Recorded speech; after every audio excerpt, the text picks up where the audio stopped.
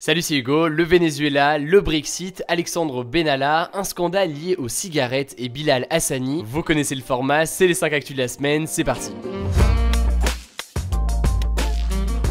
D'abord, première actu, je vous en parlais la semaine dernière, la situation au Venezuela est assez tendue. Pour résumer, Juan Guaidó, qui est le président du parlement vénézuélien, s'est autoproclamé président par intérim, autrement dit président temporaire. S'il a fait ça, c'est pour chasser du pouvoir Nicolás Maduro, le président élu en mai 2018 lors d'une élection contestée. Maintenant, le Venezuela a deux présidents, Maduro et Guaidó, qui ne se reconnaissent pas l'un et l'autre. Les manifestations sont réprimées dans le sang, selon plusieurs ONG, 35 personnes sont mortes et 850 ont été arrêtées dans des manifestations anti-Maduro. Au moins 7 journalistes, dont 2 Français travaillant pour Quotidien sur TMC, Pierre Caillé et Baptiste Desmontiers, ont aussi été arrêtés alors qu'ils filmaient près du palais présidentiel à Caracas, la capitale. Heureusement, ils ont été libérés le lendemain. Les États-Unis, comme plus de 10 autres pays, ont annoncé qu'ils reconnaissaient Juan Guaidó comme le nouveau président du Venezuela. Le président américain Donald Trump l'a même appelé pour le féliciter, et pour pousser Maduro à partir, les États-Unis ont annoncé de lourdes sanctions économiques sur la compagnie pétrolière vénézuélienne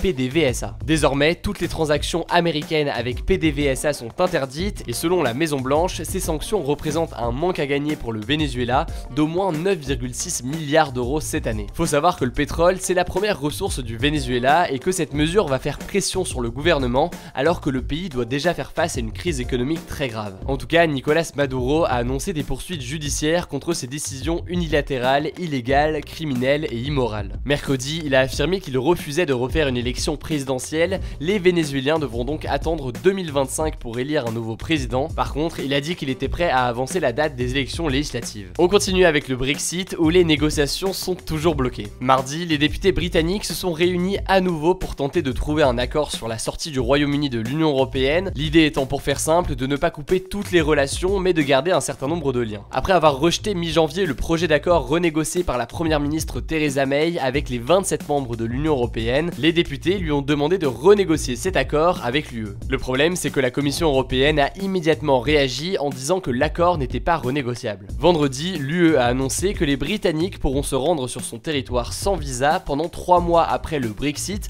même si aucun accord n'a été trouvé, et réciproquement aussi, autrement dit, les membres de l'Union européenne pourront aller dans les 3 mois qui suivent le Brexit au Royaume-Uni sans faire une demande de visa. En tout cas, les députés britanniques s'entendent sur un point, ils ne veulent pas sortir de l'UE sans avoir trouver un accord avec l'Union européenne. C'est pourtant ce qui arrivera si la date de sortie n'est pas repoussée, puisque aujourd'hui elle est fixée au 29 mars à minuit. En tout cas, la ministre britannique des Affaires étrangères, Jeremy Hunt, a reconnu que le Brexit pourrait être reporté au-delà du 29 mars si les autres membres de l'Union européenne sont d'accord. Troisième actu, cette semaine, l'ONG Publicae a révélé que la Suisse exportait des cigarettes plus toxiques vers le continent africain qu'en Europe. Les industriels du tabac implantés en Suisse, dont Philip Morris International, British American Tobacco et Japan Tobacco International, exportent de grandes quantités de cigarettes en Afrique. D'ailleurs, un chiffre pour le montrer, la Suisse exporte quasiment autant de cigarettes que de chocolat. Le problème, c'est que les cigarettes à destination de l'Afrique sont plus fortes, plus addictives et plus toxiques que celles que l'on fume en Suisse ou en France. Par exemple, dans les Camel Swiss Made commercialisés au Maroc, on trouve 1,28 mg de nicotine par cigarette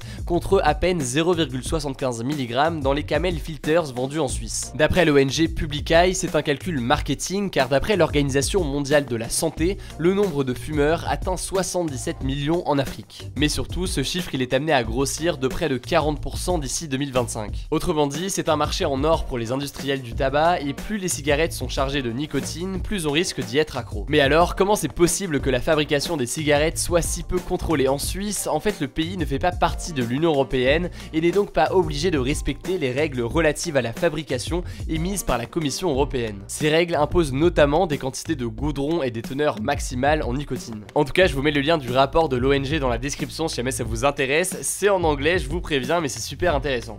Quatrième actu, nouveau rebondissement dans l'affaire Benalla, Mediapart a dévoilé des enregistrements d'une conversation entre Alexandre Benalla, l'ancien conseiller d'Emmanuel Macron, ainsi que Vincent Kras, qui est un gendarme réserviste et ex-responsable de la sécurité du parti La République En Marche. Tous les deux avaient été mis en examen pour des violences sur des manifestants le 1er mai 2018. Dans ces enregistrements datés du 26 juillet 2018, Alexandre Benalla se vante d'avoir le soutien d'Emmanuel Macron suite à sa mise en examen pour violence sur manifestants. Il il affirme même avoir des SMS à l'appui, même si l'Elysée de son côté a nié l'existence de ces messages. En tout cas, les enregistrements de Mediapart, s'ils sont authentiques, révèlent plusieurs choses. D'abord, ils montrent qu'Alexandre Benalla a été en contact avec le président de la République après que l'affaire ait éclaté. Ensuite, ils attestent du fait qu'Alexandre Benalla et Vincent Kras étaient eux aussi en contact alors que leur contrôle judiciaire leur interdisait. Si le juge qui instruit le dossier constatait cela, il pourrait alors envisager de revoir ce contrôle judiciaire, voire de le transformer en détention provisoire pour qu'ils ne communiquent plus entre eux. En tout cas, Mediapart ne donne pas de précision sur la manière dont ces enregistrements ont été réalisés et obtenus,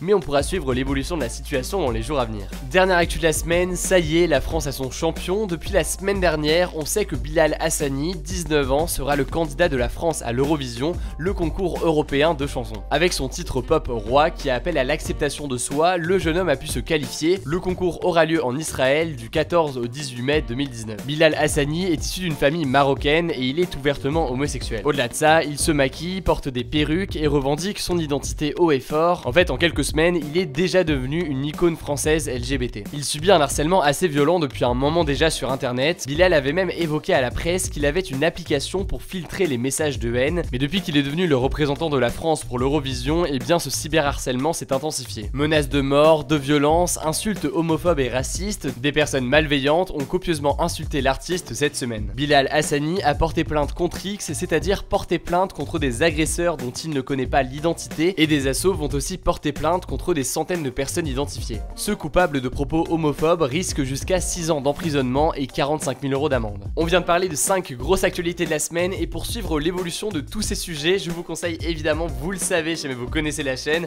de me suivre soit sur Instagram, soit sur Messenger si jamais vous n'avez pas Instagram, pour suivre les résumés quotidiens de l'actualité, ainsi que les débats qu'on lance tous les jours à 18 h quand on publie ces résumés d'actualité. Pensez donc à vous abonner, je vous mets les liens dans la description, ou sinon vous avez juste à taper Hugo Décrypte et vous allez trouver ça sur Instagram et Messenger. Le débat de la semaine, c'est le suivant: faut-il interdire l'anonymat sur internet, comme l'a suggéré notamment Emmanuel Macron? Pour participer au débat, c'est très simple, ça se passe à l'aide de la petite fiche qui s'affiche en haut à droite. Vous pouvez voter oui, non ou sans opinion, et surtout je vous invite à en débattre dans les commentaires, j'irai lire tout ça. Merci d'être aussi nombreux sur la chaîne YouTube, ça fait très plaisir, et pour les nouveaux qui découvrent la chaîne avec cette vidéo, et bien pensez à vous abonner pour ne pas rater les vidéos suivantes.